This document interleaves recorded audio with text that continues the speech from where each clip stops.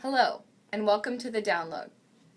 This episode will highlight who should take SAT subject tests.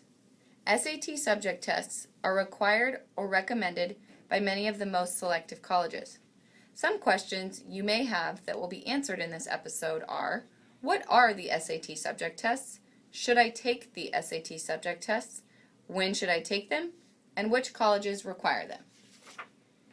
The SAT subject tests are tests that students sometimes take for college admission purposes. The tests are designed to demonstrate academic achievement in a specific subject area.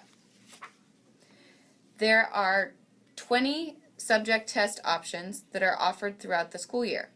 Not all subject tests are given on all test dates, and you cannot take subject tests on the same day as the SAT.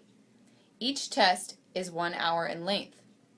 You can take up to 3 subject tests per day, and you can also change your mind about which subject tests you want to take right up until the day of the exam.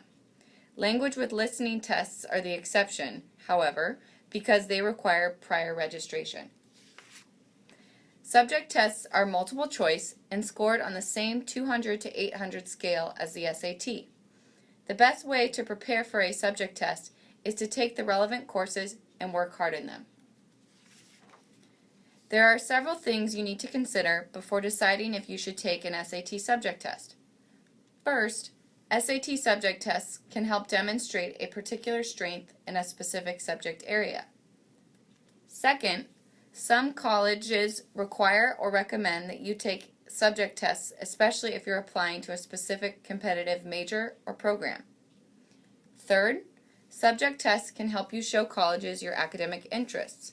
You can send a strong message to colleges about your interest in specific majors or programs and how ready you are to tackle the work.